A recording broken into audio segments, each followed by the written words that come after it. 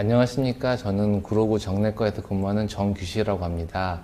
오늘 이렇게 발표 기회를 주셔서 감사드리고 제가 준비한 작은 내용들이 여러 삼진 직원분들에게 큰 도움이 됐으면 좋겠습니다.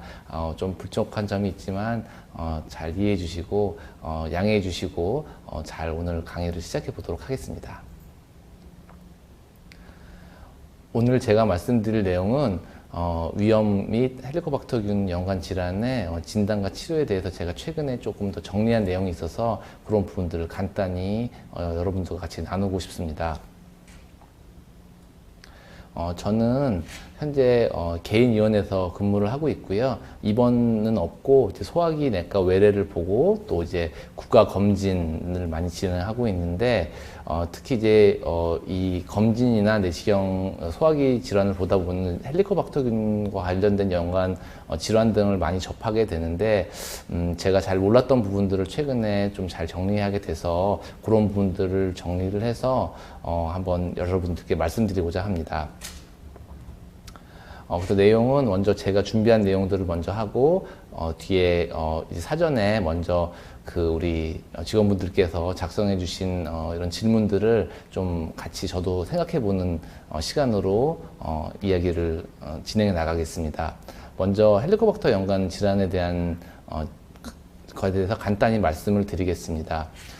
저는 이제 2016년부터 현재 근무하는 병원에서 근무를 시작을 했는데 그때 그 당시에 제가 이제 환자와 나눴던 대화를 조금 재구성한 내용입니다. 이 케이스를 시작으로 저희 이번에 있는 이 강의를 시작해 보려고 합니다. 40대 남자 환자가 국가 검진을 위해 내원을 했습니다. 환자가 국가검진한 항목 중에 위내시경이 있어서 위내시경을 하면서 헬리코박터균 검사를 같이 원하셨는데요.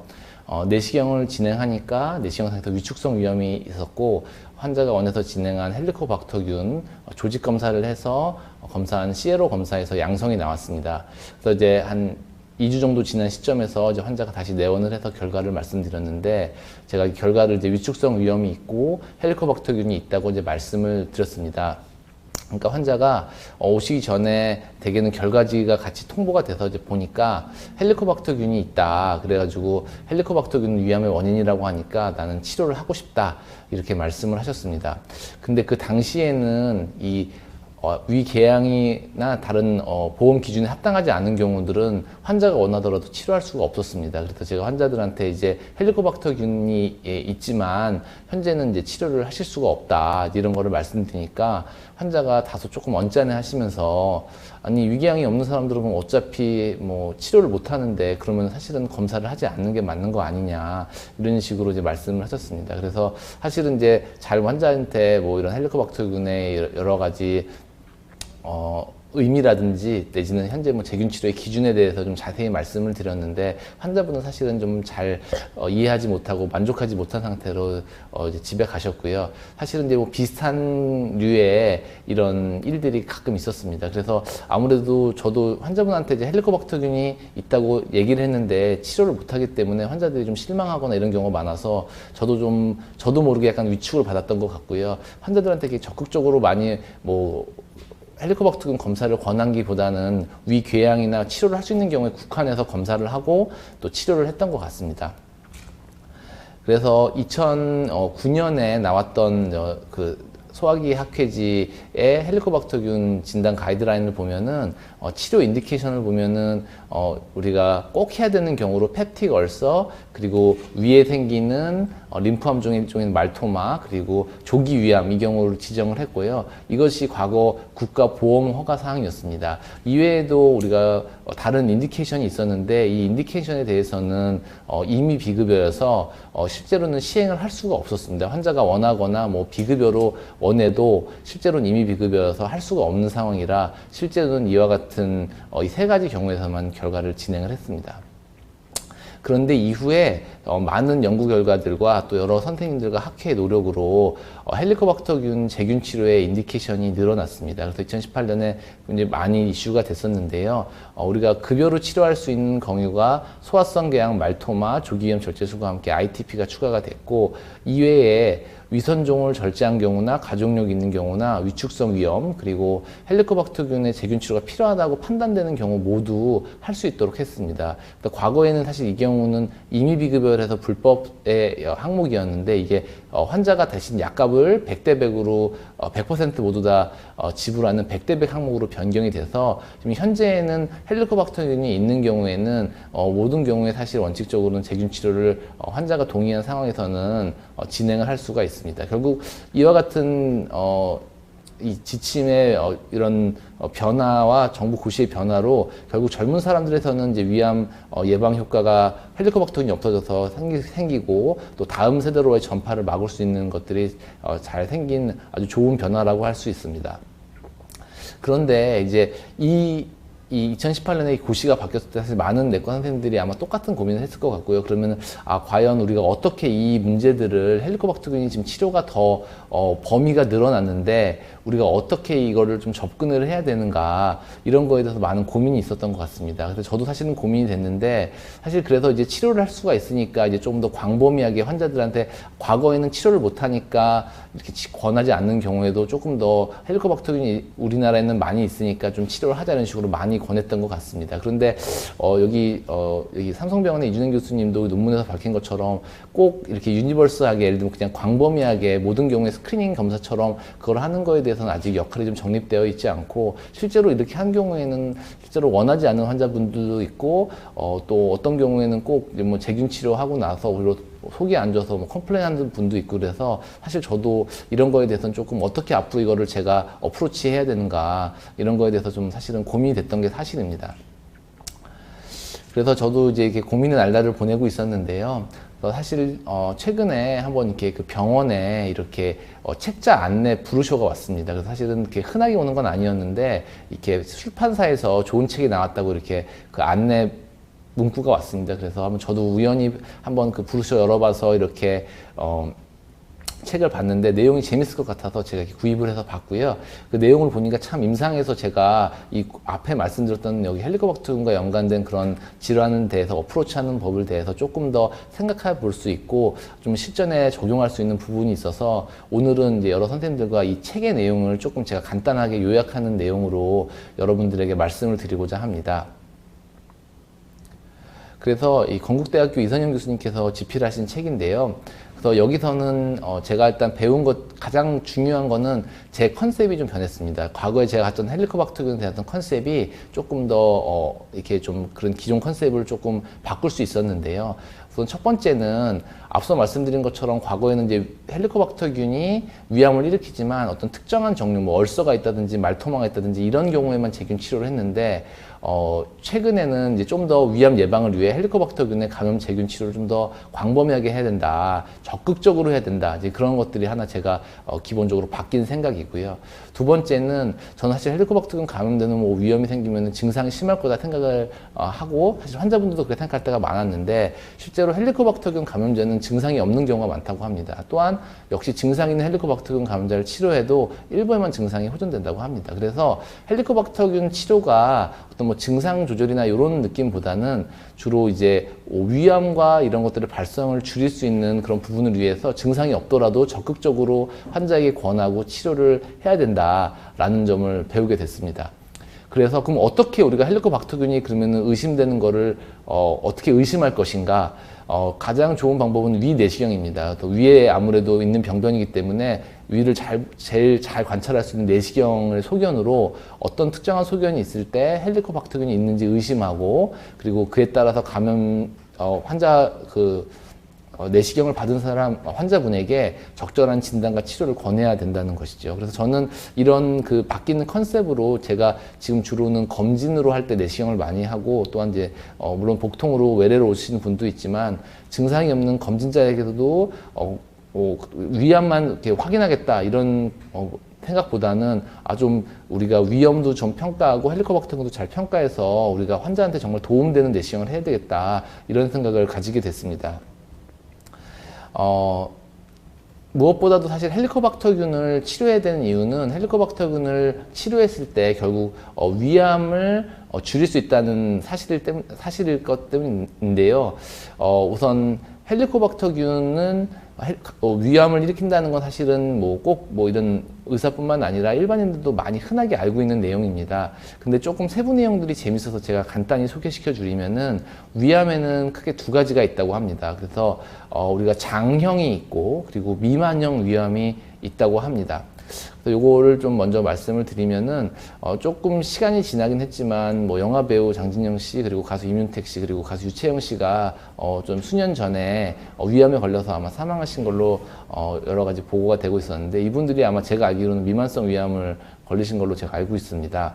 미만성 위암이라는 것은 우리가 암의 종류인데 암덩어리가 이렇게 장형 위암이라는 거는 이렇게 덩어리져서 이렇게 덩어리 형태로 이렇게 생기게 되는 암을 의미하고요. 미만성 위암은 암이 덩어리가 굉장히 작아서 이렇게 산계돼서 이렇게 퍼지는 종류의 그런 암을 의미하게 됩니다. 그래서 장형 위암은 이렇게 덩어리를 저기 때문에 이렇게 첫 번째는 내시경상에서 잘 보이고 그래서 진단이 쉽고 이런 침범이 국한될 때가 있는데 미만성 위암은 이렇게 산계돼서 생기기 때문에 굉장히 진행이 옆으로도 많이 빠르고 주위에 장기로도 전이가 많고 전반적으로 이렇게 미만성이 더 튀어나오지 않기 때문에 진단이 늦어지는 경우가 많아서 예후가 안 좋은 것으로 알려져 있습니다.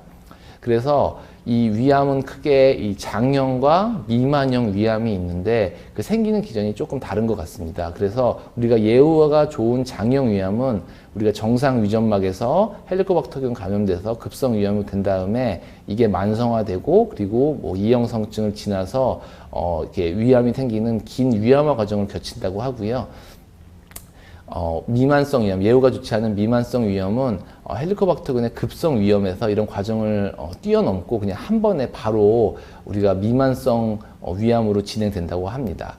그래서 제가 이 책에서 느낀 가장 중요한 포인트는 우리가 예후가 좋은 뭐 장형 위암을 당연히 예측하는 것도 중요하겠지만 우리가 갑자기 특히 아까 보였던 예시처럼 뭐 젊은 환자한테 갑자기 올 수 있는 이런 급성 위험으로서부터 생기는 미만성 위험을 생기는 것을 막기 위해서 내시경적으로 급성 위험일 때 보이는 소견을 잘 숙지해서 이런 사람들에게 적극적으로 헬리코박터균 검사를 하고 그래서 재균 치료를 함으로써 이렇게 미만성 위험으로 발전하는 것을 막는 것이 지금 우리 검진 기관에서 검진 내시경을 할 때 핵심적으로 해야 되는 내용이 아닌가라는 점을 생각하게 됐습니다.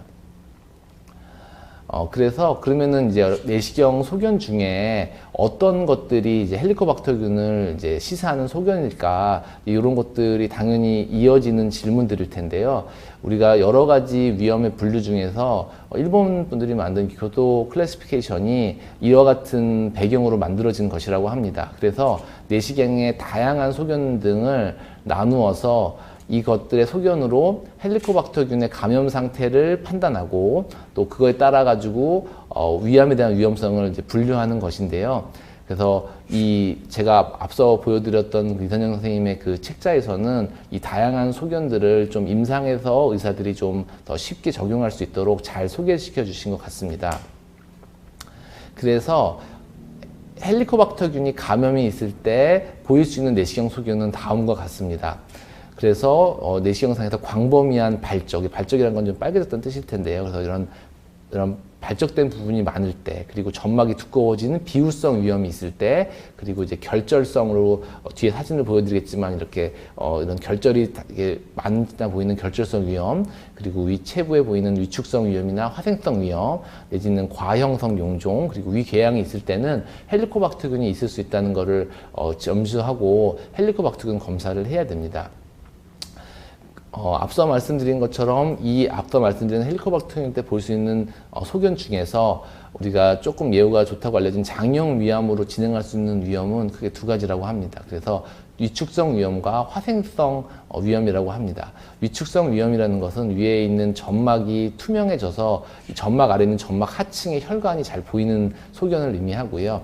화생성 위험은 우리가 흔히 얘기하는 장상피 화생일 때의 내시경적인 진단명으로 내시경적 소견으로는 이렇게 얼룩덜룩한 발적이 있다든지 여기서 보이면 이렇게 굉장히 지저분한 것처럼 이렇게 지도형 발적이라고 하는데 이렇게 지저분하게 이렇게 발적이 이렇게 지도 형식으로 이렇게 생겼다고 해서 지도성 발적인데 이런 것들이 보였을 때 화생성 위험이라고 얘기를 할 수가 있습니다. 그래서 이런 소견이 보이면은 일단은 장형 위험이 진행할 수 있기 때문에 이런 부분에서 헬리코박터균 검사를 해서 헬리코박터균이 있다면은 제균 치료를 해야 되겠습니다. 제가 겪었던 케이스들을 이제 같이 도중에 같이 말씀을 드리겠습니다. 70세 남자 환자고 국가 검진을 위해서 내원을 했습니다. 위 내시경 상에서 이렇게 여기는 이제 위에 전정부인데 여기 십시장으로 넘어가는 파이러스고요. 여기 전정부인데 전정부가 굉장히 제가 보기에는 좀 투명하고 이 안쪽에는 혈관이 잘 보이는 것 같습니다. 여기 보면 좀 부분적이긴 하지만 이렇게 발적된 부분이 있어서 저는 이 환자에게 위 내시경에서 위축성 위염과 장 상피화생이 있다고 평가를 했고요.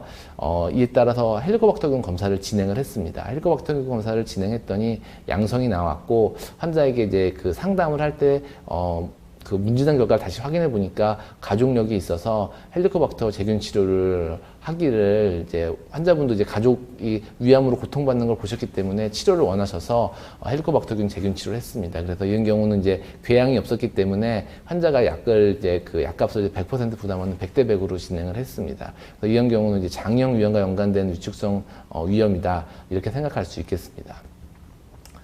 그리고 아까 말씀드린 것처럼 예후가 안 좋은 이제 미만성 위암으로 진행할 수 있는 위험은 다음과 같습니다. 그래서 아까 말씀드린 이제 결절성 위염인데요. 별명은 닭살 위염입니다. 그래서 여기 보면 역시 전정부 사진인데 여기 보이는 이런 마치 이 위에 있는 이 서피스가 굉장히 정말 우리가 닭고기 먹을 때 보는 닭 껍질처럼 이렇게 닭살처럼 돼 있는데 이렇게 작은 절절들로 여러 가지가 있는 결절인데 그래서 우리가 이런 결절성 위염이 있을 때 그리고 여기 보면은 위에 점막이 좀 점막 부종도 있지만 점막 자체가 이렇게 굉장히 두꺼워진 모습입니다. 점막이 두껍다는 거는 통상 한 5mm 정도 이상 됐을 때 점막이 비대했다고 정의하는 것 같고요.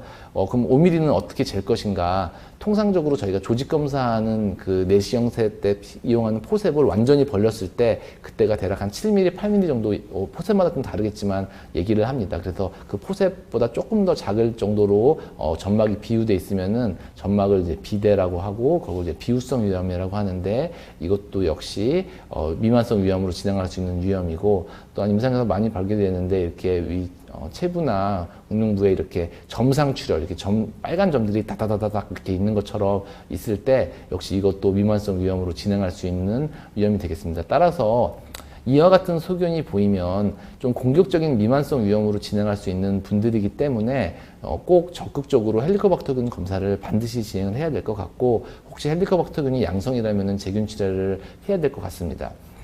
또한 뭐 여러 가지 이유로 헬리코박터균 검사를 못한 경우에 이 환자들이 반복적으로 예를 들면 뭐 1, 2년 뒤에 복통이나 이런 게 있으면은 환자분들은 사실은 1년 안에 검사를 했으면은 뭐 복통이 있어도 이전에 검사했으니까 그거에 준해서 뭐 치료를 해달라 이렇게 요구하실 때가 많은데요.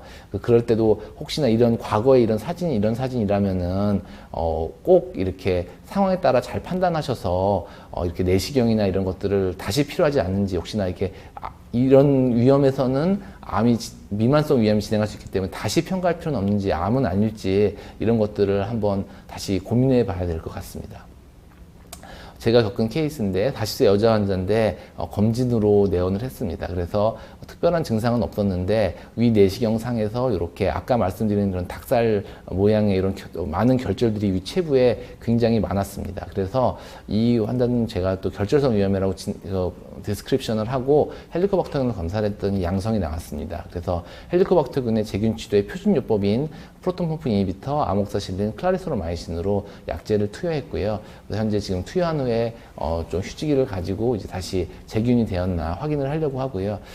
사실은 이제 헬리코박터균 치료하고 나서는 이제 치료가 잘 되면 좋지만 안 되는 경우도 있는데 이렇게 개인적으로는 이제 이런 미만성 위암을 진행할 수 있는 이제 급성 위험인 경우에는 좀 적극적으로 좀 환자가 동의한다면 2차나 3차 이런 제균 치료를 좀 같이 좀 상의를 해야 되지 않을까 생각을 하고 있습니다. 역시 점상출혈 케이스인데 36세 남자 환자고 소화불량과 복부 불편감을 주소로 내원했습니다. 위 내시경상에서 이렇게 위체부에 이렇게 점이 빨간 점이 이렇게 있는 것처럼 여러 병변들이 보여서 저희가 헬리코박터 검사를 했고요. 헬리코박터 보니까 양성이 나와서 헬리코박터 제균 치료하기로 했습니다.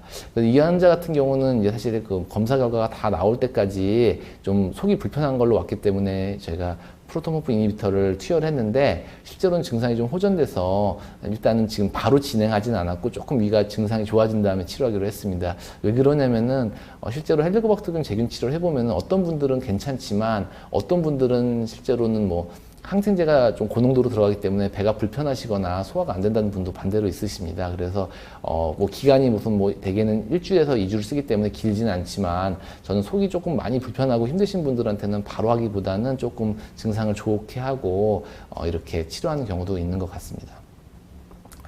또한 이제 우리가 아주 클래식하게 우리가 헬리코박터균을 꼭 검사를 하고 지금까지 치료했던 케이스는 당연히 위궤양일 것입니다. 53세 여자 환자가 검진 때문에 내원을 했는데 평소에 좀 복부가 불편했다고 합니다. 내시경상 진행을 하니까 위에는 이렇게 좀 투명하게 보이는 위축성 위염이 좀 보였고 여기 전정부에 여기가 이제 십장 넘어가는 파이로러스고 소만 쪽에 심하진 않지만 이런 힐링 스테이지의 얼서가 보였습니다. 그래서 여기를 조직 검사하면서 같이 CLO 검사를 진행을 했고요. CLO 검사를 했더니 헬리코박터 양성이 나와서 이제 제균 치료하는데 이렇게 궤양이 있는 경우에는 항생제 이런 내성 검사를 진행할 수가 있습니다. 그래서 클라리스로마이신 내성 검사라는 건데요. 이 조직 검사로 이 헬리코박터균에 대한 치료제인 클라리스로마이신 내성 검사를 했더니 이 환자에게서는 내성 검사가 양성으로 나와서 아까 말씀드린 표준 치료인 프론토펌프 이니비터, 아목사실린, 클라리스로마이신의 이런 3제를 쓰지 않고 클라리스로마이신을 메트로니아졸로 치환한 약제로 제균 치료를 진행을 했습니다. 그래서 이 부분은 혹시나 우리 여러 지원 선생님들께서 혹시나 방문하시는 원장님들께서도 혹시나 대부분 하고 계실 것 같은데요. 혹시나 아직 좀 도입하지 않으신 분들한테는 한번 정보를 드릴 수 있을 것 같아서 잠깐 말씀을 드리면은 헬리코박터균에는 뭐 치료를 잘 하면 참 좋을 텐데 문제가 이 항생제 내성 문제 때문에 사실 치료 성공률이 아주 높지는 않습니다. 아까 말씀드린 것처럼 가장 중요한 항생제가 클라리스로마이신, 메트로니아졸, 아목사실린인데 주로는 이제 제일 중요한 거는 클라리스로마이신이 중요한 내성이 있는 경우에 제균 실패가 되는 원인이라고 합니다. 우리나라의 보고에서는 이런 항생제 내성에 대해서는 약 클라리스로마이신이 한 25%를 상회하는 정도의 내성이 있다고 해서 한 4분의 1 정도는 내성이 있다고 알려져 있습니다. 따라서 좋은 항생제를 고르기 위해서 내성 검사를 하고 맞춰서 하면 참 좋을 텐데요. 현재 저희가 그 헬리코박터균 검사를 CLO로 한 경우에는 이 검사들을 임상에서 쉽게 진행을 할 수가 있습니다. 그래서 이 검사를 하고 치료를 하면은 좀 좋은 성적을 있을 걸로 기대가 됩니다. 최근 국내에서 전향적으로 컨덕트 돼서 좋은 결과를 발표한 재미있는 결과가 있어서 여러분들께 소개시켜 드리려고 합니다. 국내에서 한 전향적으로 한 검사인데요. 연구인데 600명 정도의 환자들을 인로를 해서 반수로 나누고 반수는 아까 말씀드린 헬리코박터균을 검사하면서 내성 검사를 했습니다. 그래서 내성이 있는 경우에는 아까 보인 것처럼 PPI, 아목사실린, 메트로니아졸을 그리고 내성이 없는 경우에는 그냥 클라리스로마이신을 포함해서 이렇게 테일러드하게 이렇게 내성에 맞추어서 잘 맞춰 치료를 했고요. 나머지 반수는 반으로 나누어서 한 구는 그냥 클라리스로마이신으로 모두, 한 구는 그냥 모두 메트로니아졸로 모두 이렇게 진행을 해서 세 군을 성적을 비교했습니다. 그랬더니 이런 테일러드 세라피 우리가 내성에 맞춰가지고 치료했을 때는 성공률이 90%를 상회했는데 그냥 무작위로 투여를 했을 경우에는 한 75%, 80% 이런 정도의 낮은 성공률을 보였습니다. 그래서 제 생각에는 저도 이 연구 결과를 보고 이런 헬리코박터균 검사를 하면서 필요한 경우에는 이런 내성 검사를 같이 진행을 하고 있습니다.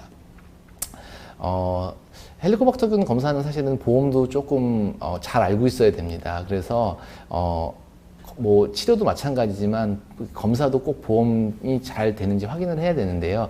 우리가 환자들이 통상 30% 내는 그냥 우리가 일반 보험이 모두 다 커버되는 검사가 되는 대상들은 내시경으로 궤양이 있을 때 말토마가 있을 때 조기위암 절제술환 시행 이후에 ITP 환자들이 되겠고요. 그 이외에는 필요한 경우에는 본인 부담을 90%로 적용을 하셔야 됩니다. 그런데 이제 이런 문제들이 있습니다. 건강 검진을 하러 왔는데 환자가 원한 건 아닌데 내시경 하다 보니까 의사 선생님이 이건 헬리코박터균 검사를 해야 되겠다.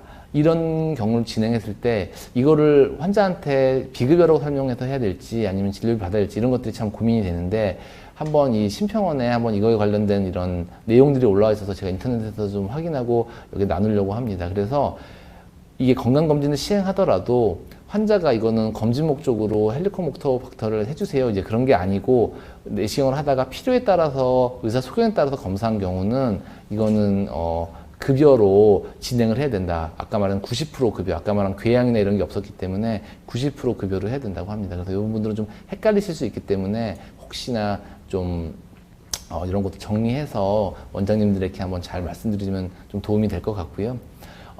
좀 정리를 좀 해본다면, 예를 들면 국가 검진을 할 때 사실은 헬리코박터균 제일 검사를 이제 많이 하게 되는데, 환자가 예를 들자면 뭐 가족 중에 헬리코박터균이 검사가 있다든지, 예를 들면 직장 내에 헬리코박터균 검사가 있는데 자기가 이렇게 식사를 하면서 같이 탕 같은 거를 나눠 먹었기 때문에 내가 꼭 검사를 해보고 싶다. 내가 증상은 없는데 그냥 순수하게 확인을 해보고 싶다. 이런 경우는 이제 비급여로 처리를 하시면 되고요. 이외에 소화성 궤양이나 이런 경우가 있는 경우에는 급여 처리를 하시고, 아까 보여드렸던 그 보험 기준 따라서 급여 처리를 하시고, 만약 그거 이외에 제가 내시경을 보다가 필요한 경우에 헬리코박터균을 한다. 이런 경우에는 90%를 부담하면 되겠습니다. 그리고 앞서 말씀드린 이제 클라리스로마이신 내성 검사는 앞서 말씀드린 소화성 궤양이 있는 그 완전 급여 환자들에게 진행을 해야 되고, 이렇게 위축성 위험 정도가 있는 경우에서 진행을 할 수는 없습니다. 그런 경우가 임의 비급여가 되는 걸로 알고 있습니다. 그래서 이 경우는 이렇게 위축성 위험이나 이런 아까 말한 결절성 위험이 있어서 헬리코박터균을 했다. 이럴 때는 내성 검사를 하면 안 되고요. 그럴 때는 그냥 헬리코박터균 검사만 진행을 해야 되겠습니다. 그리고 또 내시경을 하다 보면 사실 되게 많이 보게 되는 소견인데, 이렇게 과형성 용종도 많이 발견됩니다. 용종 중에서, 용종이라는 건 이제 튀어나온 혹일 텐데요. 굉장히 빨갛고 혈관이 많이 발달한 과형성 용종도 굉장히 흔하게 발견됩니다. 사실은 과거에는 그냥 보고 저도 그냥 지나갈 때가 많았는데, 잘 기술하고 다음에 추적 검사할 때가 많았는데, 이 과형성 용종도 대부분 헬리코박터균 감염으로 인해서 발생한다고 합니다. 물론 PPI 사용하고 나서도 발생이 가능하다고 알려져 있고요. 치료 전략은 약 1cm, 아까 말한 대로 이제 포셉이 펼쳤을 때 한 7, 8분이 되니까 조금 더 크면 1cm가 되겠죠. 그래서 좀 크게 크다 그러면은 간헐적으로 악성 변화를 하기 때문에 내시경적 절제술을 고려하는 걸로 돼 있고, 좀 작은 경우에는 헬리코박터균을 재균한 다음에 경과 관찰한다고 돼 있어요. 그래서 저도 과거에는 그냥 관찰하고 기술하고 넘어갈 때가 많았는데, 요즘에는 보이는 경우에 과거의 검사가 명확치 않으면은 헬리코박터균 검사를 하고 재균 치료를 적극적으로 고려하고 있습니다. 또한 지금 현 감염이 아니라 좀 과거 감염을 의미하는 내시경 소견도 있습니다. 그래서 황색종, 예를 들면 여기 보면 노란 플라크 형식으로 이렇게 노란 이런 병변으로 보일 때가 많은데, 황색종은 이제 헬리코박터균이 지나간 감염의 흔적도 있고요. 저도 많이 경험하지는 못했는데 이렇게 위에 까만 점들이 있는 흑점이 생길 수도 있다고 합니다. 근데 이런 흑점은 이런 우리가 프로톤 펌프 이니비터나 피캡 사용 시에도 발생이 가능하다고 알려져 있습니다. 이런 경우에도 위에 주위에 이측성 위험 변화가 심하다든지 이러면 헬리코박터균이 과거에 있었으니까 혹시 재균 치료나 이런 것들을 했는지 좀 철저히 물어보고, 필요한 경우에 적절하게 검사를 하고 필요하면 재균 치료를 해야 되겠습니다. 근데 저도 사실은 이 흑점에 관련돼서는 저도 경험이 많지는 않은데, 또 이렇게 흑점 이렇게 강의 준비하면서 이렇게 검색하다 보니까 이게 우리가 피부에 생기는 이제 멜라노마라는 이제 흑색종이 있는데, 흑색종이 가끔 위에 전이 되는 경우도 이렇게 까만 점처럼 보일 수 있다고 합니다. 그래서 무조건 까만 점이라고 헬리코박터균 과거 감염이니까 넘어가자 건 아니고, 이렇게 내시경을 이렇게 철저하게 까만 부분이 있으면 철저하게 봐서 그 부분은 규명을 하고 필요할 때는 조직 검사를 잘 해서 이렇게 악성 종양을 이렇게 놓치는 우를 범하면 안 되겠습니다. 또한 다음으로는 이제 이 헬리코박터균과 관련이 없는 내시경 소견도 있습니다. 그래서 따라서 이런 소견들은 헬리코박터균을 자꾸 이렇게 의심해서 검사한다기보다는 다른 원인들을 확인해서 해야 될 것 같습니다. 사진을 보면서 말씀드리면은 전 정부에 이렇게 선상에 이런 발적이 보이는 경우가 있습니다. 그래서 이런 경우들은 사실 그냥 정상 위산 배출을 보여주는 정상 소견이라고 합니다. 이런 경우는 굳이 증상이 없으면 더 추가적인 검사는 필요 없다고 하고요. 역시 전 정부에 이렇게 파이거나 내지는 이렇게 융기된 다발성 위란이 보이는 경우가 있습니다. 그래서 이런 경우에는 대개는 약제와 연관된 병변이다 이렇게 알려져 있고, 이렇게 엔세이드, 우리가 통증 때 먹는 엔세이드 같은 경우는 이렇게 파인때가 많고, 우리가 아스피린 같은 경우는 이렇게 융기된 병변이 많다고 합니다. 또한 여기 이렇게 보이는 이 사진에서 보이는 이렇게 까만 점들이 있는데, 이런 것들은 우리가 그 피 출혈된 클락 같은 헤마틴이라고 부르는 겁니다. 이런 것들도 되게 약제와 연관된 병변으로 알려져 있고, 이런 것들은 대개는 그 위에 있는 산도가 너무 낮아져서 생기는 병변으로 알려져 있습니다. 그리고 여기 보면은 위 체부에 이렇게 그 점막 그 표면은 굉장히 깨끗한데 이렇게 튀어나온 용종 같은 게 보이는 경우가 있습니다. 이거는 이제 위 기저 샘종이라는 건데, 요거는 이제 프로톤 펌프 이니비터나 피캡을 많이 썼을 때 생길 수 있는 소견이어서, 이런 경우에도 뭐 굳이 이와 같은 소견들은 굳이 뭐 이렇게 막 보였을 때 헬리코박터균 검사나 보통 위암의 가능성 이런 것보다는 약제와 연관된 이런 병변이라는 걸 인식하고 그거에 맞춰 가지고 좀 필요한 조치를 하는 게 필요할 것 같습니다. 저도 좀 고민됐던 케이스가 하나 있는데, 66세 남자 환자고 어떤 검진을 위해서 내원했습니다. 그래서 음주력이 좀 있으셨고, 소주도 좀 드시고, 좀 근육통으로 자주 이렇게 엔세이드 같은 거를 잘 복용하시는 분이었습니다. 내시경을 보니까 위 전반적으로 이렇게 위축성 위암 변화도 있고, 이렇게 그 정말 얼룩덜룩한 이런 발진이 많아서 저는 위축성 위암일 때 봤고요. 또한 이렇게 아까 말씀드린 것처럼 이렇게 약제와 연관된 이런 헤마틴들도 있었습니다. 그래서 좀 더 봤는데 여기 좀 위축성 변화가 너무 심해서 혹시나 확인을 하기 위해서 조직 검사를 했고요. 저희가 뭐 헬리코박터균 검사 여러 가지 검사 중에서 조직 검사라는 긴자 스테인이라는 것이 있습니다. 그래서 조직 검사로 헬리코박터균을 스테인을 해서 있는지 보는 검사인데, 이 검사가 조직 검사도 하면서 같이 했는데 음성이 나왔습니다. 그래서 이제 환자한테는 이제 뭐 헬리코박터균은 아니고 그냥 뭐 약과 연관된 위험인가 봐요 이렇게 하고 설명을 드렸는데, 제가 이렇게 요번에 이 자료를 정리하면서 보니까 제가 생각하는 혹시나 위축성 위험도 분명히 있는데 혹시 있는데 우리가 잘못 잡은 건 아닐까 이런 생각이 들었습니다. 왜냐하면은 되게 이런 뭐 우리가 CLO도 그렇고 조직 검사로 하는 헬리코박터균 검사들은 위 전체를 다 대변하는 것이 아니라 어떤 특정 부분을 조금 떼내는 거기 때문에, 만약에 그 부위에 헬리코박터균이 없고 다른 부위에 있다면은 우리가 실제로는 있는데 못 잡은 검사가 될 수도 있기 때문입니다. 그래서 사실은 이제 헬리코박터균은 검사 부위도 굉장히 중요하다고 합니다. 그래서 그 부분에 대해서 조금 이런 레셔날레를 좀 말씀드리면, 우리가 헬리코박터균 때문에 생기는 위축성 위염의 진행 방향은, 우리가 위는 이렇게 생겼는데 식도에서 내려가서 식도 주위를 본문부라고 하고, 이 위쪽을 펀더스라고 하고, 이 몸 쪽을 이제 바디라고, 체부라고 하고요. 이 십장 넘어가는 쪽을 엔트럼이라고 해서 전정부라고 하고, 이 안쪽 이 배 안쪽을 소만, 이 바깥쪽을 대만이라고 하는데, 대개는 이 전정부에서 생겨서 이 소만 쪽으로 올라가서 이 위쪽으로 올라간다고 합니다. 그래서 대개는 위축성 위염은 이제 이런 식으로 위로 올라가게 되는데, 이 위축성 위염이나 장상피 화상의 변화가 심한 곳은 헬리코박터균이 없을 때가 많다고 합니다. 그래서 이런 곳을 조직 검사하면 안 되고, 가장 늦게 이런 위축성 변화가 생기는 대개는 위체부의 이런 대만 쪽에서 검사를 하고 돼 있습니다. 그래서 이준행 교수님 엔도투데이에서 제시된 방법에 따르면은 위 전정부에서 하나, 그리고 위체부에서 한 점, 이렇게 해서 검사를 하라고 말씀을 하고 계십니다. 그래서 역시나 이렇게 아까는 제가 생각하니까 너무 위축성이 심한 부위에서 제가 조직 검사에서 음성이 나올 수 있을 것 같아서, 만약 다음에 제가 이 환자가 기회가 된다면 좀 체부에서도 한번 다시 검사를 해보아야 되지 않을까 생각을 했습니다. 그래서 오늘 제가 일단 책과 관련된 내용은 대충 이제 마무리를 좀 지어야 되는데요.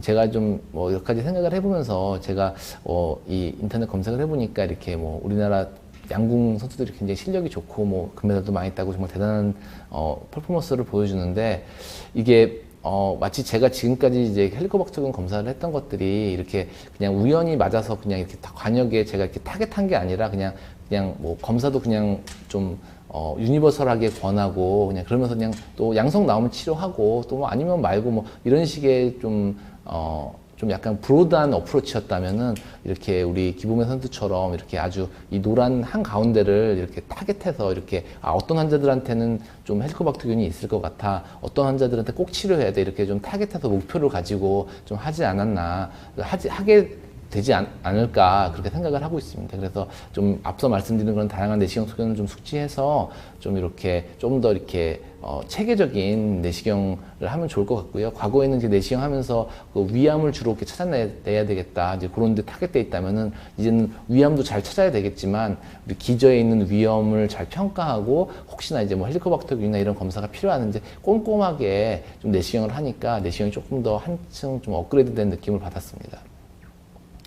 그래서 마지막으로 좀 강조한다면은 이제 다른 모든 소견도 다 중요했지만 예를 들면은 저희로 치면은 예를 들면은 1년 전에 내시경을 했는데 뭐 한 2, 3년 뒤에 갑자기 진행된 위암으로 이렇게 환자가 오신다면은 사실은 환자분한테도 사실 큰 고통을 환자분도 이제 겪게 되고 또 역시 의료진들도 사실 그에 연관돼서 많은 고민과 여러 가지로 좀 힘든 상황에 노출되게 될 겁니다. 그래서 다시 한번 앞서 보여드린 슬라이드인데 일단은 이렇게 내시경상에서 이런 결절설 위험이나 비후성 위험이나 이렇게 점상 출혈이 있을 때는 좀 가볍게 생각하지 마시고 좀 이제 철저하게 뭐 이런 헬리코박터 검사도 하고 필요하면은 추적 검사와 좀 이렇게 진료를 좀 더 철저하게 해야 되는 게 필요하지 않겠나. 그래서 오늘 한번 다시 리뷰하는 의미에서 다시 슬라이드를 올렸고요. 조금 이제 좀 두서없었지만 좀 정리를 한다면 우선 헬리코박터균 연관된 내시경 소견을 잘 확인해서 환자에게 적절한 검사를 하는 게 참 중요할 것 같고요. 앞서 말씀드린 건 특히 이제 미만성 위험과 발생된 연관의 내시경 검사는 중요하기 때문에 잘 숙지해서 적극적으로 대처했으면 좋겠습니다. 또한 치료에 대한 부분도 좀 내성 검사 등을 통해서 개별화할 수 있기 때문에 또 환자분의 상태나 이런 것들을 잘 평가해서 적절하게 잘 치료해서 결국 헬리코박터균을 제균을 잘해서 위암의 그런 가능성을 낮추는 이런 결과를 잘 했으면 좋을 것 같습니다.